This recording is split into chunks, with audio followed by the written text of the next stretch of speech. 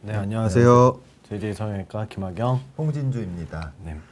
지난번에 눈빛에 대해서 말씀드렸어요. 그래서 한글날. 근데 오늘은 얼굴빛입니다. 낯빛이라고 그러죠. 옛날 말로. 얼굴빛에 대해서 소개해드리겠습니다. 네, 슬라이드 좀. 네.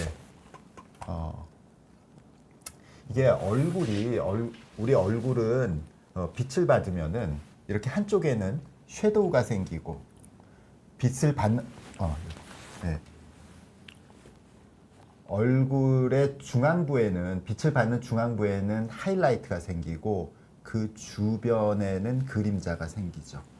이게 사실 미술 같은 거 공부할 때 제일 처음으로 하는 게 이런 거 그리는 거잖아요. 여기서 제일 중요한 게 빛을 정면으로 받는 것. 그래서 조사량이 제일 많은 부분에는 하이라이트가 만들어지고 밝게 표현을 하고 비스듬히 받는 데는 그 중간 정도가 되고 그리고 받는 부분에 빛을 받는 부분에 후면에는 이렇게 진한 그림자 섀도우가 생기게 되는 거죠.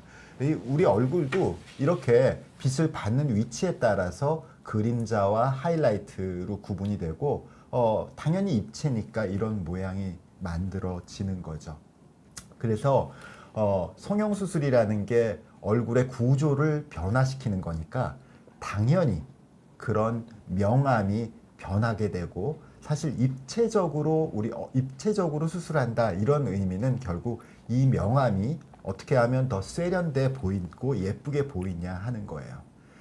그래서 화장할 때도 말이죠. 화장할 때도 이렇게 어떤 부분에다가는 밝게 하이라이트를 주고 또 어떤 부분에다가는 그림자를 만들어요. 이게 대표적으로 이제 코 같은 경우에요. 콧대가 오똑하게 보이기 위해서 콧대의 중앙 부분에는 하이라이트를 만들고 그 주변에는 섀도우를 만들죠. 사실 이 연극 같은 거, 연극 공연하는 경우에 그 멀리서 보게 되니까 얼굴, 눈, 코, 이목구비가 뚜렷하게 보이지 않죠. 아무리 예쁜 사람들도. 그래서 연극 같은 분장에서는 아주 과장되게 이 이목구비를 이 쉐도잉으로 만드는 경우가 있습니다.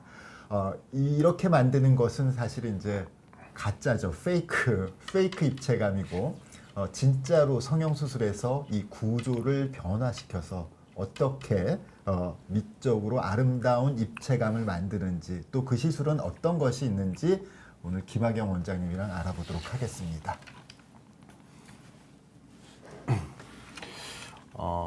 우리 연예인들 얼굴 보면 당연히 굉장히 예쁩니다.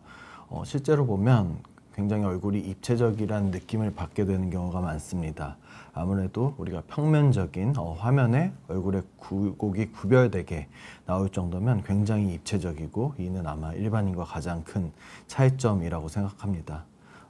신세경님 보시면 첫 번째로 얼굴 중심인 코의 오똑함이 좋고 두 번째로 양쪽 앞광대 부분에 포인트가 살짝 돌출되어 있고 얼굴의 가로폭이 좁습니다.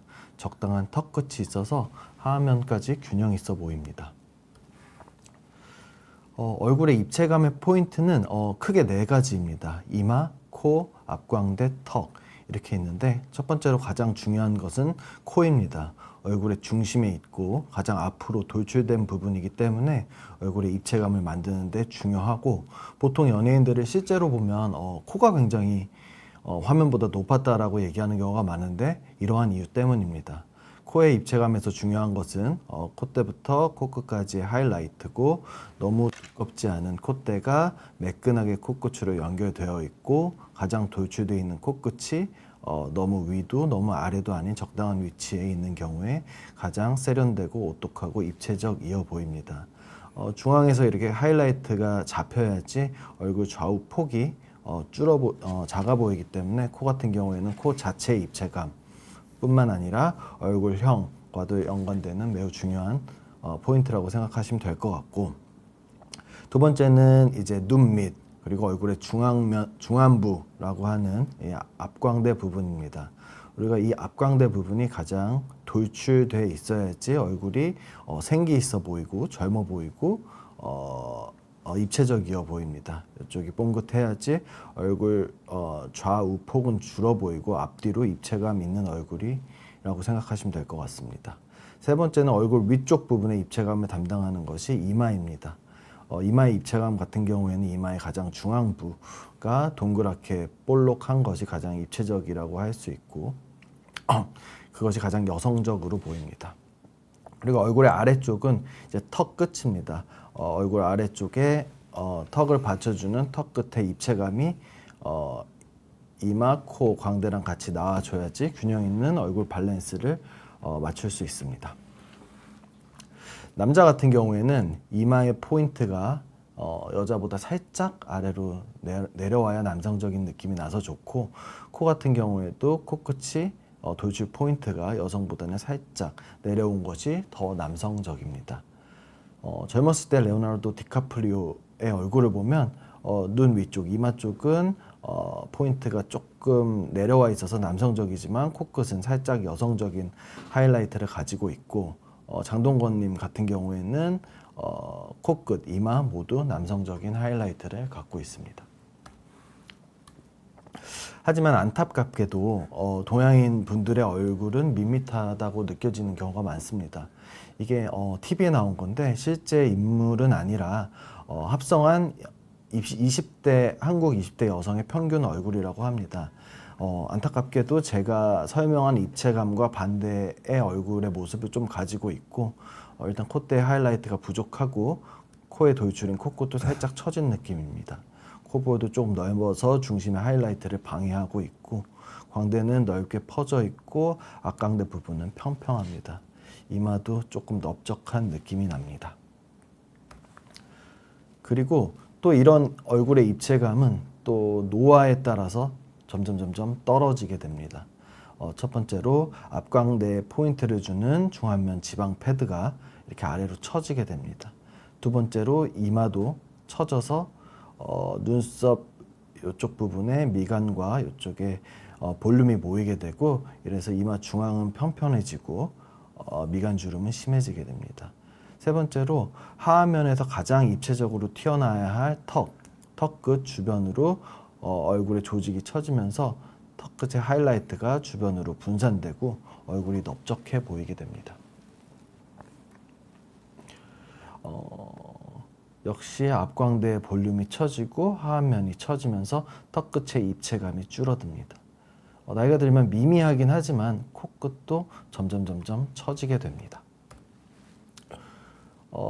우리가 성형수술이 눈 모양, 코 모양에만 집중한다고 생각을 하지만 사실 성형수술과 시술의 대부분은 얼굴의 입체감을 더해주는 것과 상관이 있습니다. 코 수술은 뭐 얼굴의 코 모양도 중요하지만 얼굴의 입체감을 위해서 중요한 거고, 눈 밑 지방 재배치, 하안검, 그리고 앞광대에 볼륨을 주는 지방 이식, 중안면 거상 모두 얼굴의 중안면을 볼륨과 입체감을 회복시켜 주는 수술입니다. 이마 지방 이식과 필러, 이마 거상은 이마의 볼륨과 이마의 입체감 포인트를 잡아주는 수술이고, 턱끝 필러, 턱끝 보형물은 턱끝의 볼륨 회복, 그리고 안면 거상과 그 외 여러 리프팅들도 하안면의 처짐을 회복시켜 주면서 하안면에 가장 돌출된 포인트인 턱끝의 입체감을 살려주기 위한 수술이라고 생각하시면 될 것 같습니다. 네. 그러니까 입체감을 살리는 성형 수술이라는 게 사실 마치 저희가 이렇게 어그로를 끌려고 뭐 새로운 수술 같이 얘기를 한 면도 있는데, 사실 새로운 수술이 아니라 대부분의 성형 수술이라는 게 결국 그 입체의 모양을 변화시켜서 좀 더 세련된 입체감, 그러니까 입체감이라는 거는 하이라이트와 섀도우를 구분하고, 그 섀도우와 하이라이트가 좀 미적으로 좀 더 예쁘도록 만들어주는 게 이제 그 목적이라고 하고, 그게 이제 잘 됐을 때 티가 안 나고 좋은 성형이고, 그게 잘 안 됐을 때 어색하고 티가 나는 성형이 되는 거죠. 동양 사람하고 서양 사람들 얼굴에는요 이렇게 전면, 얼굴의 앞면이 있고요, 얼굴의 측면이 있죠. 그러니까 이게 이렇게 둥근 항아리형의 모양인데 얼굴의 전면이 이 광대에서부터 광대까지 이렇게 돼 있고 우리 달걀형 얼굴이라는 게 바로 이렇게 이 부분을 얘기하는 거죠. 이 옆쪽 부분을 얘기하는 게 아니에요. 실제로 보는 게. 근데 서양인에서는 조금 더 이 얼굴의 폭이 좁아서 전면 얼굴이 작고 측면 얼굴이 넓어요. 반면에 동양 사람들은 광대가 약간 넓은 편이기 때문에 전면 얼굴, 그러니까 얼굴의 그 앞쪽 면이 크고 옆면은 좀 작죠. 그래서 사실 똑같은 똑같은 얼굴 크기가 똑같다고 하더라도 동양 사람들이 더 얼굴이 넓어 보이고 좀 퍼져 보이는 경향이 있어요. 그래서 서양 사람들은 자기 얼굴의 특징을 표현하는 무슨 초상화나 조각상을 만들 때 주로 얼굴의 측면을 많이 그려주죠. 그죠? 그래서 동전 대부분들은 얼굴의 측면을 그리고요. 동양은 그 반대죠. 얼굴의 정면을 그리죠. 우리 전통적인 동양화들 보면 얼굴의 정면을 그리죠. 왜냐하면 거기에 더 많은 특징들이 살아있기 때문인 거죠. 이렇게 사실 동양 사람들은 얼굴 정면이 넓고 또 얼굴 정면과 측면의 구분이 잘 안 되는 경향이 있어요. 그래서 사실 요즘에 이쁜 모양이 사실 동양에서는 약간 서구적인 얼굴을 가진 사람들을 더 이쁘다라고 생각하는 그런 약간 그런 경우가 있죠. 물론 미의 기준은 문화마다 다른 거긴 하지만 현재 미의 기준에서는 약간 동양적인 얼굴을 동양인들이 약간 서구적인 동양인들의 특징들이 좀 더 미적으로 인정을 받는 경향이 있죠. 사실 근데 그게 서양 사람들도 마찬가지예요. 너무 서양인 같은 인종적인 특징을 가진 사람들보다는 동양적인 특징을 가지고 있는 서양인들이 좀 더 예뻐 보이고요. 또 반대로 동양인 중에서 서구적인 요소를 많이 가지고 있는, 그러니까 인종적인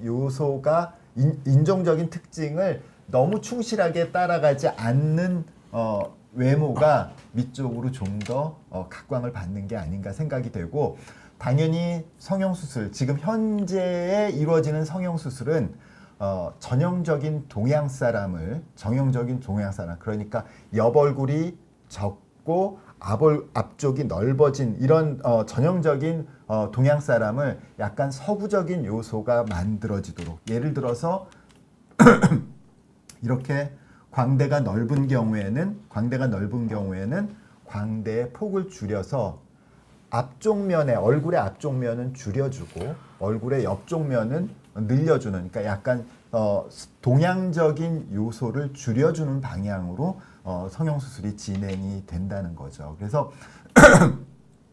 어떻게 보면은 여기에 대해서 반론을 펼치는 분들도 있겠지만 당연히 미적인 기준은 주관적인 거긴 하지만 현재는 어쨌든 너무 동양적인 부분을 서양적인 요소를 갖도록 만들어주는 것이 현대 성형수술의 트렌드라고 좀 할 수 있겠습니다.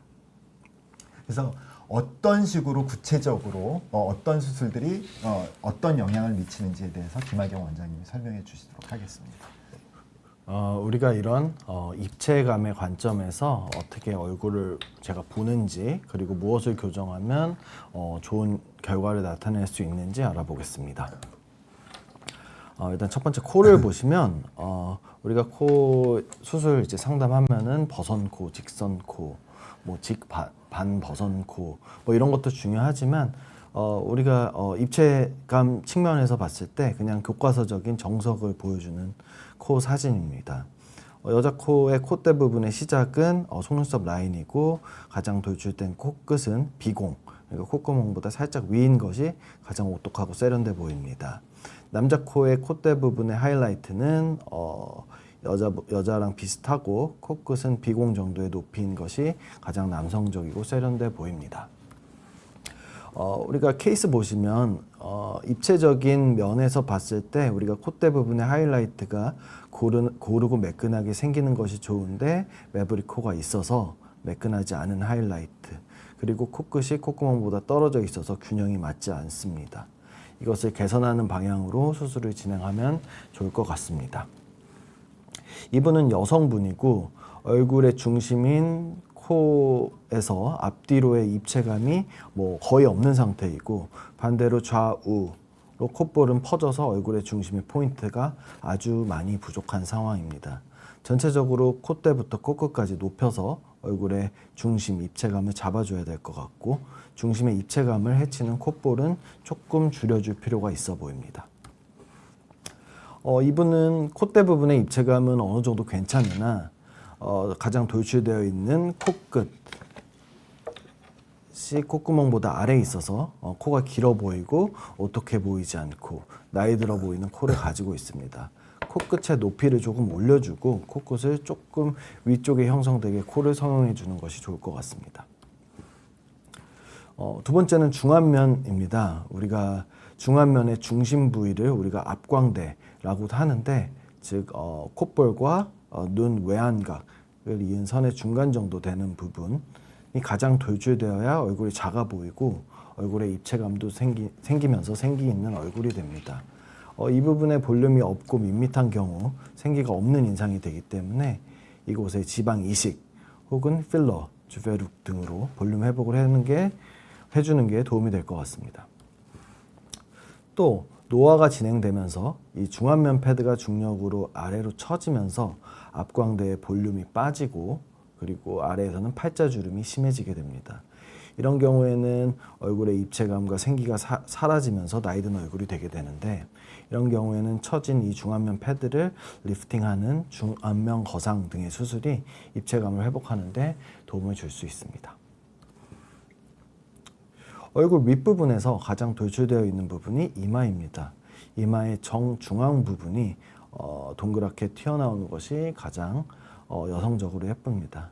이분 같은 경우에는 이마 정중앙 부분이 평평 납작하고 이마의 주름이 이마의 입체감을 해치고 있어서 이마 주름을 펴는 시술 혹은 수술을 하면서 이마 중앙 부분에 볼륨을 회복하는 것이 얼굴 위쪽의 입체감을 살리는 데 도움이 될 것 같습니다. 마지막으로 얼굴의 아랫부분에 입체감을 주는 것이 턱입니다. 적당한 비율로 턱이 돌출되어 있어야지 얼굴에 균형감을 주고 입체적으로 보이게 합니다. 턱이 충분히 돌출되지 못한 경우에는 필러나 보형물을 이용해 볼륨을 회복시켜 주거나 아니면 턱끝 전진술로 입체감을 회복시켜 주면 훨씬 균형 잡힌 얼굴을 만들 수 있습니다. 나이가 들면 노화로 인해서 하안면에서 가장 입체적으로 튀어나와야 할 턱끝 주위로 얼굴 조직들이 처지면서 턱의 하이라이트가 주변으로 분산되고 얼굴은 넓적하게 보이게 됩니다. 이런 경우에는 턱끝 주변으로 처진 조직을 리프팅을 하면 턱끝의 하이라이트가 되게 되고 조금 더 균형 있는 얼굴을 만들 수 있습니다.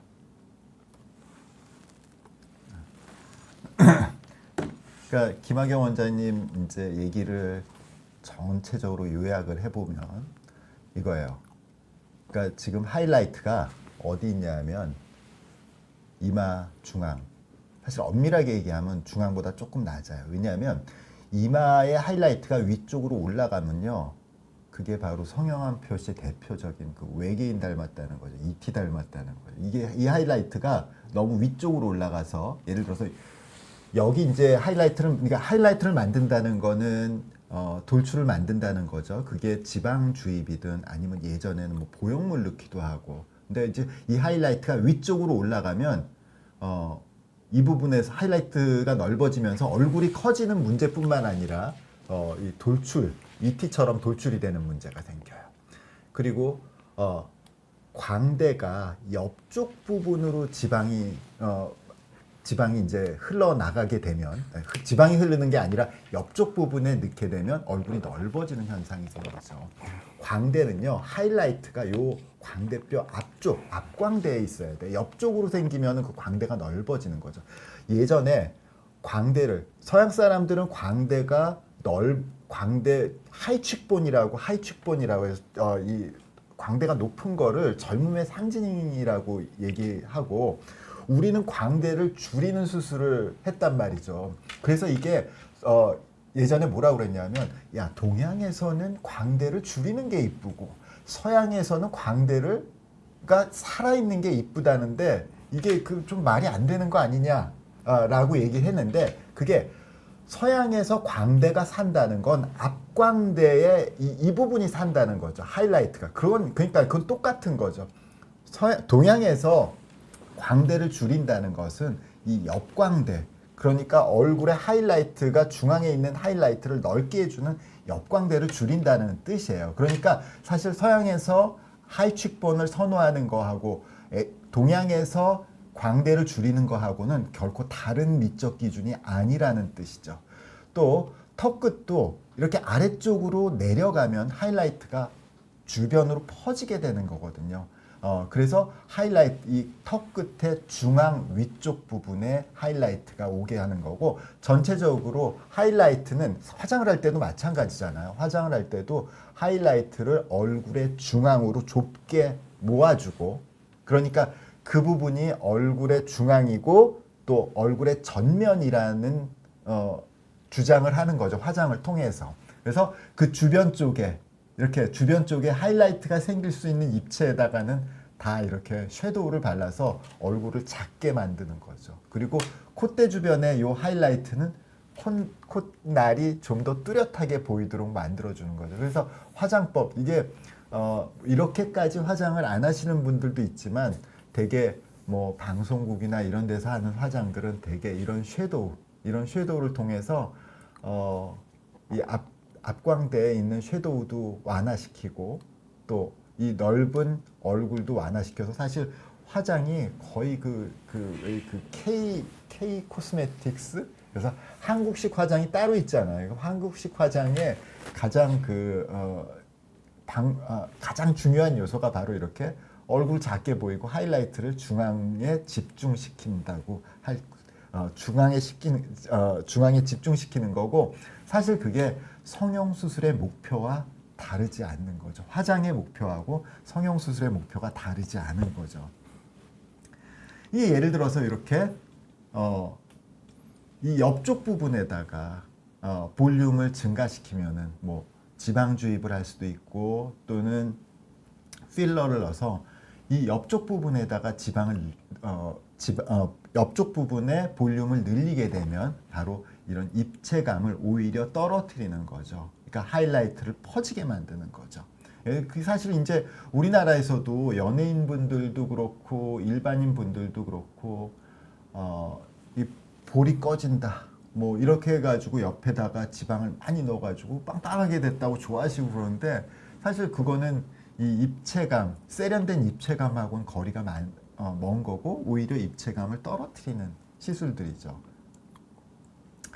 반대로 똑같이 지방을 넣거나 필러를 넣거나 하더라도 이 앞쪽에 아까 하이라이트를 앞쪽 부분으로 전면으로 모아주는 거. 그러니까 중앙에 좁게 모아주는 그런 지방 주입. 예를 들어서 앞광대 부분, 이 중안면 부에 이렇게 함몰이 있는 경우에 하이라이트를 만들기 위해서 지방 주입이나 또는 필러를 통해서 여기를 살려주게 되면 얼굴의 중앙 부분에 하이라이트를 만들게 되기 때문에 똑같은 지방 주입이나 필러 주사라도 훨씬 자연스럽고 어색하지 않은 결과를 얻을 수 있는 거죠. 또 이렇게 입체감을 살리기 위해서 입체감이라 하면 그러니까 이 하이라이트를 계속 지금 말씀드리지만 하이라이트를 중앙에 모아주기 위해서 팔자주름 위에 아래쪽에 내려와서 이 미드페이스 중안면 부에 만들어진 섀도우를 이 아래쪽에 있는 지방층을 그러니까 팔자주름 위 섀도우의 아래쪽에 있는 지방층을 위쪽으로 끌어올려서 하이라이트를 만들어주고 팔자주름을 완전히 없앨 수는 없죠. 팔자주름을 완화시켜주는 중안면 거상이라는 수술 방법도 있게 되는 거죠. 결국 이 하이라이트를 중앙에, 젊은 시절에 디카프리오 보세요. 하이라이트가 중앙에 있죠. 그리고 섀도우는 바깥쪽에 있죠. 나이가 들수록 이 중앙에 모여있던 그 조직들이 주변으로 퍼져나가면서 똑같이 하이라이트가 주변으로 퍼지게 되는 거죠. 예, 그래서 하이라이트를 어떤 식으로 뭐 이마를 하든 코를 하든 앞광대를 하든 턱끝을 하든 동안성형을 하든 모두 다 하이라이트를 중앙 쪽으로 모아주는 특히 나이가 들어서 퍼져진 하이라이트를 중앙 쪽으로 모아주는 시술들이 바로 올바른 시술이라고 할 수 있겠습니다. 반면에 아까 말씀드렸듯이 그냥 특히 측면의 볼륨을 증가시켜주는 경우 관자놀이는 좀 괜찮아요. 관자놀이는 너무 꺼지면 여기가 굉장히 아파 보여서 관자놀이도 사실은 측면을 늘리는 거기 때문에 너무 많이 늘리면 안 이쁜데 이렇게 너무 많이 꺼진 경우에는 거기에 이제 지방 주입을 하거나 그럴 수 있어요. 그렇지만 지방 주입은 이 얼굴의 중앙 부분에, 왜냐하면 지방 주입이 하이라이트를 만들기 때문에 얼굴의 중앙 부분, 그러니까 또 아래쪽이 아니라 위쪽 부분에 국한시켜서 하는 것이 되게 중요하고, 이렇게 오히려 입체감을 떨어뜨리는 시술들을 안 하시는 것들이 특히 동안 시술에서는 굉장히 중요하다라는 것을 오늘 말씀드리고 싶어서 이 주제를 가지고 나왔습니다. 네, 여기까지고요. 네. 질문을 질문 대답해 드리도록 하겠습니다. 우리 막내님께서 예전부터 코 성형하면 돼지코가 안 된다는 이야기 들었는데 진짜 안 되나요? 라고 질문을 주셨습니다. 우리가 코 성형 수술 방법에는 여러 가지가 있는데 어쨌든 우리가 이제 코끝을 수술하는 방법에 여러 가지가 있는데 요즘 제일 많이 하는 방법이 이제 비중격 연장술이라고 해서 우리 이제 비주 부분에 비중격 연골이라든지 아니면 갈비뼈 연골, 늑연골 등을 이렇게 덧대서 코끝을 높이는 방법으로 코끝을 수술 많이 하거든요. 근데 그런 경우에는 이제 코 성형을 하면은 코끝의 움직임이 줄어들고 딱딱해지기 때문에 돼지코가 안 되는 게 맞습니다. 근데 뭐 사실 성인이 되고 나서 돼지코 할 일 별로 없어서 저는 뭐 그냥 그렇게 설명드리고 수술하거든요. 아무래도 코끝을 높이는 가장 좋은 수술 방법 중에 하나이기 때문에 그런 방법으로 코끝을 높이면 아마 돼지코는 안 된다. 돼지코라는 게 이거예요. 코끝은 원래 이게 그 낚싯대의 끝 부분처럼 찰랑찰랑 움직여요. 근데 그 움직이는 정도가 사람들마다 좀 달라요. 예를 들어서 아까도 이제 동양인, 서양인 말씀을 드렸지만 동양인 분들 중에서 특히 또 이제 여자분들 중에서 코가 좀 낮거나 이제 연골이 발달하지 않은 분들이 많잖아요. 아까 그 예쁜 그 고대 중국 인형처럼 말이죠. 코가 낮다고. 그런 분들은 이 코끝을 이루고 있는 연골이 굉장히 부드러워. 그래서 뭐 이렇게 해서 쭉 이렇게 돼지코도 되고 그러죠. 그러니까 완전히 진짜 돼지코처럼 이렇게 뒤쪽으로 확 밀릴 수가 있어. 그런데 예를 들어서 콧날이 특히 서양인 사람들 중에서 뭐 그 왜 배우 중에서 신현주 씨 같은 사람들 있잖아요. 약간 그 콧대가 아주 매부리코처럼 완전히 코끝이 단단하고 연골이 단단한 이런 분들은요. 수술하지 않으셨어도 이거 잘 안 돼요. 이거 잘 안 돼. 그러니까 사실 이게 돼지코가 되냐 안 되냐 이게 중요한 게 아니고 이게 얼마나 자연스럽게 이 끝이 움직이느냐. 사실 비중격 연장을 하더라도 이렇게 움직여져요. 이렇게 코는 이렇게 움직여지면 되는 거고, 이걸 이쪽으로 해가지고 위쪽으로 끌어올리면은 예를 들어서 진짜 그 콧날이 오똑한 서양 사람들 이런 사람 이렇게 돼지코 하면요 이거 부러져요. 그러니까 이게 돼지코가 성형을 했냐 안 했냐의 기준은 이제는 아니다라는 것을 아셨으면 좋겠습니다. 유라님께서 코 성형을 하면 코끝이 딱딱해서 촉감으로도 코 수술한 티가 나나요? 겨울에 코 술 마셨을 때 코끝에 티가 나기도 하던데 티 나지 않게 수술할 수 있는 방법이 있나요? 라고 질문 주셨습니다. 수술할 수 있습니다. 이게 코 성형을 해서 코끝이 딱딱해서 촉감으로 티가 나고 이런 분들은 사실 그냥 육안으로도 너무 뾰족해서 티가 나고 이런 분들이 이제 또 겨울에 코끝 빨개지고 이런 건데 이거는 자기 피부가 버틸 수 있는 것보다 좀 과하게 코끝을 높였을 때 나타나는 현상입니다. 그래서 만약에 내가 가진 피부의 탄력보다 더 높게 올리려면 더 단단한 재료를 써야 되고 그러면은 필연적으로 이런 현상들이 나타나는 거고요. 그냥 자연스럽게 수술하면은 이런 증상 안 나타납니다. 이거는 욕심을 부려서 빡코를 만들었을 때 나타나는 현상이기 때문에 그렇게 티나지 않게 수술하기는 오히려 쉽습니다. 근데 이제 억지로 그걸 높이려고 하니까 이런 증상들이 나타나는 겁니다. 그러니까 성형 수술에 코를 얼마나 높이거나 또는 콧대를 높이거나 이런 거에 의해서 결정이 되는 거죠. 근데 사실 그 정도가 티나는 정도가 사실 엄밀하게 따져보면 자세히 살펴보면 성형외과 의사가 자세히 살펴보면 코 수술한 거를 뭐 모를 수는 없죠. 그걸 모를 수는 없어요. 그게 이제 뭐 안쪽에 흉터도 보일 수가 있고 뭐 그러니까 전문가가 봤을 때 근데 바깥에서 이제 연골이 티가 나는 경우가 많죠. 사실 콧대가 티가 나는 경우도 있는데 그거는 사실 진짜 수술을 잘못해서 그런 거고 콧대 말고 연골이 코끝이 티가 나는 경우가 있어요. 그거는 사실 피부가 얇은 상태, 피부가 얇은 경우가 있거든요. 그러니까 이 피부를 압박을 너무 많이 해서 안쪽에 있는 것이 비쳐 보이는 현상이죠. 예를 들어서 우리 여기 이게 너클이라고 그러죠. 이렇게 지금 여기 손가락 끝에 이렇게 지금 이렇게 하면은요. 그냥 이렇게 있을 때는 이 너클이 보이지 않아요, 잘. 근데 이렇게 하면 여기 이제 너클들이 이렇게 비쳐 보이죠.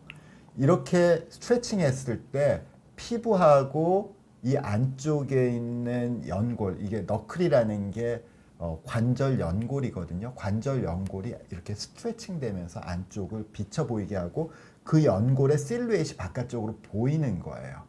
그러니까 콧대를 너무 많이 높이면은 이렇게 이 연골이 바깥에서 그 실루엣이 보인다. 이 실루엣이 보이는 현상을 비쳐 보인다라고 얘기하는 거거든요. 예, 그런 현상들이 나타나서 티가 날 수가 있죠. 예, 만약에 그런 경우에는 두 가지 방법이 있어요. 연골을 줄이거나 낮추거나 아니면 그 위에다가 패딩, 그러니까 진피 같은 패딩을 대거나 두 가지 방법이 있습니다. 네. 네, 철기님께서 제가 타병원에서 눈 밑 지방 재배치를 하고 6개월이 지났습니다. 눈 밑 코 옆부분에 유착이 생겨 기능적으로 문제가 생겼고 코 옆 근처까지 박리를 해서 유착이 생긴 것 같아 유착은 풀릴 거다라고 하셨는데 유착된 부분이 당기고 쑤시는데 유착은 시간이 지나면 저절로 풀리나요? 일단은 네 6개월이 지났는데 6개월 지나면은 사실은 어느 정도 이제 흉살이라든지 유착은 풀릴 시기는 맞는 것 같고요. 근데 코 옆부분에 유착이 생겨서 기능적인 문제가 생겼다는 게 사실 저는 경험이 없어서 뭔지 네 이런 경험은 없어서 어떤 건지 상상이 잘 안 가는 상황. 그러니까 유착이라는 걸 유착이 뭐냐면 유착이라는 게 우리 얼굴은 말이죠. 우리 조직은 이렇게 만지면 이렇게 바깥쪽에 있는 살하고 안쪽에 있는 살하고 딱 붙어 있지 않죠. 이게 뼈하고 살이 이렇게 딱 붙어 있는 게 아니라 이렇게 움직여지잖아요. 이렇게 어떤 부분은 딱 붙어 있고. 근데 원래 이렇게 약간 덜 붙어 이렇게 약간 유도리라고 그러죠. 유도리가 있게 이렇게 약간 있어야 되는 유도리가 있어야 되는 그런 부분에 상처가 나게 되면은요. 그 상처가 낫는 과정에서 흉터가 생기고 흉터라는 건 우리 몸의 접착제 역할을 하는 거거든요.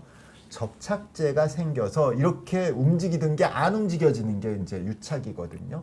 그러니까 그게 눈 주변에 요 앞쪽 부분에 이제 생겼다는 말씀이죠. 그러니까 그 수술하시는 원장님이 아마 진짜 효과를 아주 많이 내주시려고 그 코 옆쪽 부분까지 눈물꼬랑을 넘어서 옆쪽 부분까지 유착을 많이 시켰는데 그게 잘 움직이지 않으니까 기능적으로 문제가 생긴 것 같아요.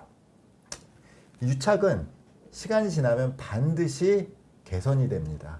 그러나 완전히 개선되는 것은 아니고요. 그러니까 흉터가 아까 우리 몸에 접착제 역할을 한다는 거잖아요. 근데 이 접착제가 흉터가 처음에는 굉장히 강력하게 붙어 있어. 그러다가 시간이 지나면서 느슨해지거든요. 그 느슨해지는 시기가 대개 6개월인데 사실 6개월이 지나고 1년이 지나고 2년이 지나면 사실 6개월 때보다 더 유착이 완화돼요. 그러니까 수술하신 원장님이 유착이 풀릴 거다라는 건 틀린 말씀이 아니에요.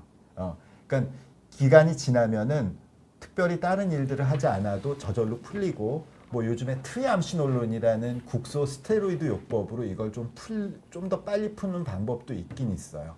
그렇지만 지금 이런 문제라면 특별히 아주 심각한 기능적인 문제가 아니라면 조금 기다리시면은 그러니까 지금 6개월이 지났는데도 아직도 안 좋아졌어요. 그렇게 생각하실 수 있는데 6개월이 아니라 1년이 지나면 지금보다 더 좋아지는 것은 확실합니다. 그러니까 현재 기능적으로 어떤 문제인지가 사실 중요한데 그 현재 기능적으로 있는 문제가 아주 심각한 것이 아니라면 기다리시면은 분명히 지금보다 많이 좋아지실 겁니다. 네. 그다음에 소피아님께서 10년 전에 광대 수술을 했는데 많이 처졌습니다. 그 당시에 나사 고정을 했는데 안면 거상 수술할 때 문제가 없나요? 광대 때는 전신 마취 했는데 어떤 마취로 수술하나요? 라고 질문 주셨습니다. 광대 수술을 했고 그래서 플레이트와 나사가 있는데 안면 거상 수술이 가능하냐고 질문을 주셨고요. 뭐 전혀 문제 없습니다. 전혀 문제 없고요. 어차피 광대 수술은 뼈 선에서 하는 수술이고 안면 거상술은 그거보다 조금 더 바깥쪽인 피부랑 지방층, 스마스층에서 우리가 조작을 해서 하는 수술이기 때문에 전혀 문제는 없고요. 그리고 광대 수술하신 분들이 안면 거상 수술하시는 경우가 많습니다. 그만큼 전혀 문제가 없다는 걸 말씀드리고요. 광대 수술했을 때는 당연히 전신 마취를 하셨을 거고요. 뼈 수술이니까 안면 거상 수술 같은 경우에는 수면 마취로도 진행이 가능한 수술입니다. 네. 요새는 수면 마취로 더 많이들 하시는 것 같아요. 네, 그렇습니다. 네. 그다음에 샤오님께서 미국 거주 중이신데 한국에서 안면 거상 수술을 받으시려고 합니다. 수술하고 실밥 제거와 회복 기간은 어떻게 될까요? 미국에 언제 갈 수 있는지도 궁금합니다. 라고 질문을 주셨습니다. 이게 사실은 뭐 한국에 오래 있으시면 오래 있으실수록 저희가 이제 봐드리고 처치해드릴 수 있는 계속 팔로우업 할 수 있는 게 많아서 좋기는 한데 이렇게 질문하셨을 때 저희가 일단 대답 드리는 건 저희가 2주 일단 말씀드리거든요. 일단 수술을 하고 실밥을 뽑는 데까지 일주일 정도 걸리고요. 일주일에서 10일 정도 걸리고 그 다음에 한 일주일 정도 지나면 거의 큰 붓기는 많이 빠진 상태여서 큰 문제 없으면 저희 2주 정도 시간 잡고 오시면은 수술 가능할 것 같습니다. 네. 맞나요? 네. 2주? 그렇죠. 네. 원래 더 빨리 가셔도 되는데 네. 보통 2주를 권고해 드리고 네. 뭐 열흘 안에도 되긴 하는데 네. 좀 2주 정도를 기준으로 하고 있습니다. 그렇죠. 네. 윤희님께서 나이 드니 모든 것이 처지네요. 물구나무로 서서 다녀야겠어요. 네. 물구나무 서는 게 도움이 되나요? 네. 네. 아니 중력이 원래 그 중력이 예전에 조종사 훈련을 하는데 네. 중력을 더 늘리면은 네. 그 똑같은 사람도 더 어. 늙어 보이는 그런 프로그램 본 적이 있어요. 네, 본것 같습니다. 그러니까 중력을 없애면은 젊어 보이는 건 맞는 것 같습니다. 윤희님 아주 과학적이시네요. 네. 네. 크리스탈님께서 낮은 보코라서 사진 찍을 때마다 부담입니다. 콧대는 낮아도 되는데 정면에서 봤을 때 보코 느낌만 사라지도록 수술이 가능할까요? 실리콘은 안 썼으면 좋겠는데요. 우리가 이제 코끝 수술만 하면은 실리콘을 안 쓸 수 있습니다. 우리가 일반적으로 코 수술의 정석은 이제 콧대 부분은 우리가 실리콘 보형물을 써서 올려드리고 있고, 코끝은 자기 연골, 자가 연골을 써서 올리는 건데요. 이제 일단 보코라는 건 이제 코끝이 이제 둥글둥글한 느낌이 있다라는 말씀이신데, 그런 경우에 이제 코끝만 높이면은 복근 느낌이 조금 사라지고 코 볼도 좀 줄어들면서 좀 오똑해진 느낌을 갖게 할 수 있습니다. 근데 다만 이제 콧대가 어떠신지 모르겠는데, 콧대도 많이 낮으시면 코끝만 올리면 밸런스가 안 맞거든요. 그런 경우에는 어쩔 수 없이 실리콘을 써서 콧대도 같이 올려야 되는 부분이 있습니다. 네. 원래 근데 보코라는 거는 콧대를 아니 코끝을 얘기하는 거니까 정말 보코만 문제시라고 그러면은 실리콘 안 써도 되죠. 근데 되게 콧대가 라운드한 거, 그게 그러니까 제가 아까 저기 화장을 할 때 콧대 옆면에다가 섀도우를 준단 말이죠. 그게 바로 콧날이 어떻게 보이도록 하는 건데, 콧대가 높으면 높을수록 콧날은 하이라이트가 강해지고 그 옆쪽 부분에는 섀도우가 강해지잖아요. 그래서 저기 아까 무슨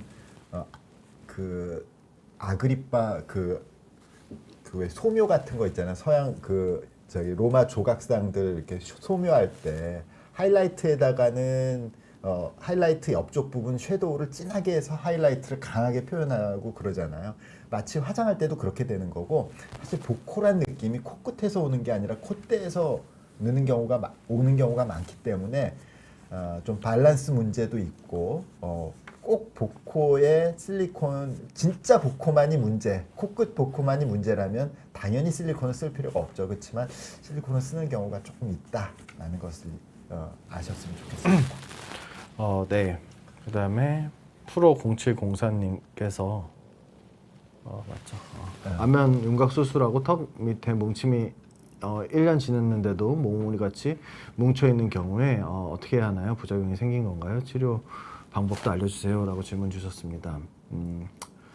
이제 아마 턱 끝을 수술하신 것 같은데, 제 생각에는 둘 중에 하나일 것 같습니다. 첫 번째는 이제 만약에 이제 턱을 좀 줄이는 수술을 하셨다고 한다면은 턱이 너무 짧아져가지고 이제 자갈턱 같이 이렇게 근육이 수축하는 경우, 아니면은 입 안에, 두 번째는 이제 턱끝 수술을 하려면은 입 안에 절개를 해야 되는데, 그때 턱끝 근육을 제대로 이렇게 재건해주지 않고 봉합을 했을 경우, 둘 중에 하나일 것이라고 생각을 하기 때문에 수술하신 병원 가셔서 진단 받으시고 치료하시면 될 것 같습니다. 네, 턱 밑을 여기 얘기하는 걸 거예요. 여기 그러면은 여기는 절골선의 아래쪽이 있기 때문에 네. 뭉침 자체가 크게 문제는 아니실 거예요. 뭐 그게 이상이 있을 가능성은 거의 없어요. 그럴 가능성 없고, 사실 만약에 이상이 있다 그러면은 염증 같은 거가 생길 수가 있거든요. 염증 같은 게 이제 이 몽우리 같은 게 이렇게 있어서 그게 딱 그냥 몽우리하고 다른 점이, 뭉침하고 다른 점이 뭐냐면, 몽우리하고 염증이 있는 경우에는요, 이렇게 건들면 아파요. 건들면 그게 우리 텐더니스라고 해서, 텐더니스가 영어로 앞통. 건드리면 아파. 건드리면 아픈 게 굉장히 특징적이거든요.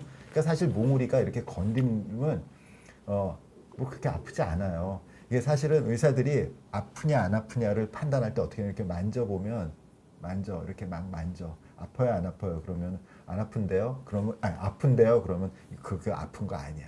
이게 막 만져. 근데 표정이 찌그러져. 그러면 이건 진짜 아픈 거야.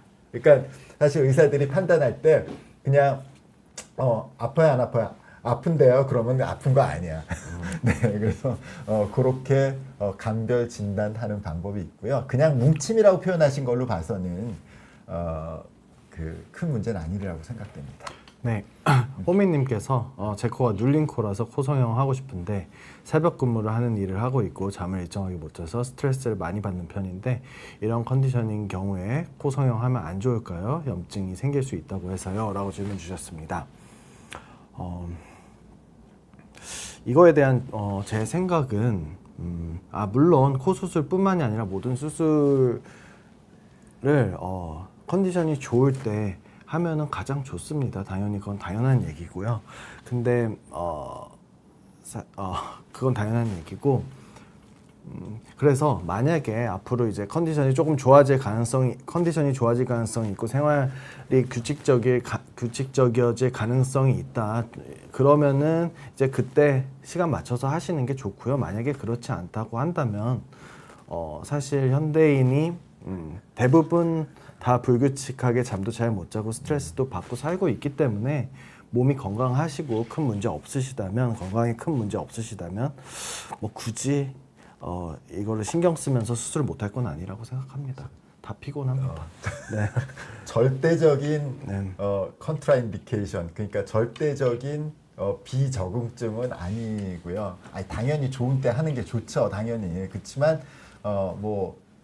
어차피 사실 코 수술을 하시려면 휴가를 일정한 기간은 내셔야 되고요. 한 일주일 정도 내셔야 될 테니까 그 기간 중에 편안하게 주무시면 되겠죠. 네.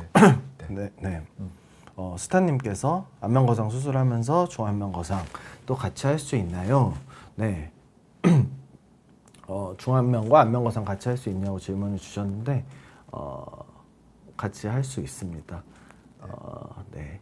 안면거상은 조금 목이랑 하안면 쪽을 리프팅하는 수술이고 중안면거상은 이 얼굴 중앙부를 리프팅하는 수술이기 때문에 좀 타겟하는 부분도 다르고 절개선도 다르기 때문에 수술하는데 같이 하는데 전혀 문제 없습니다.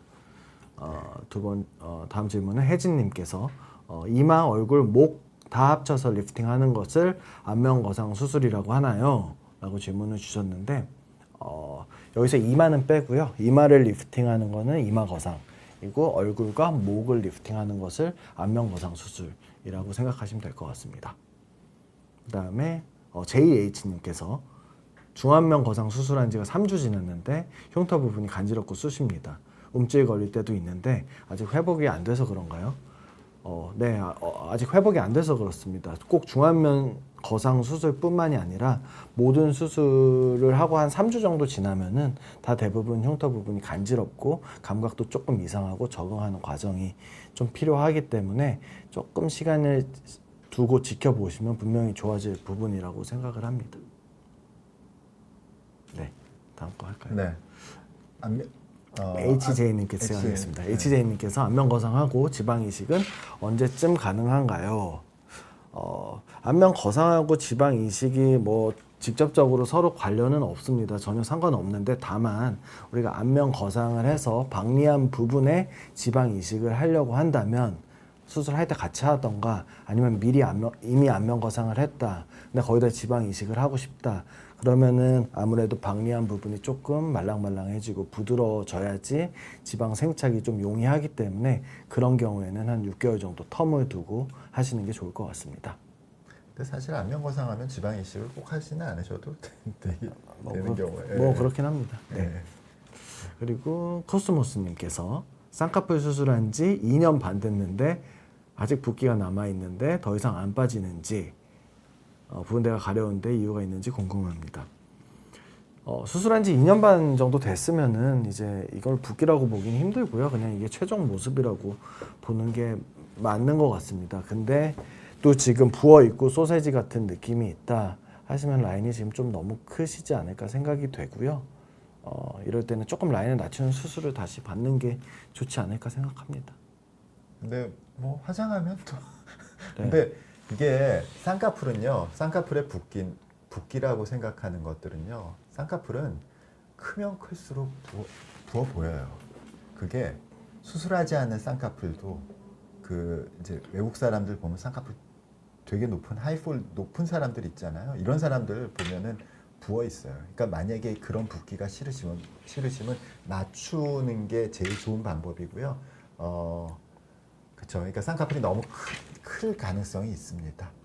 오늘 얘기는 여기까지 마무리하고요. 네, 다음에 더 좋은 주제를 가지고 찾아뵙겠습니다. 감사합니다. 네, 감사합니다.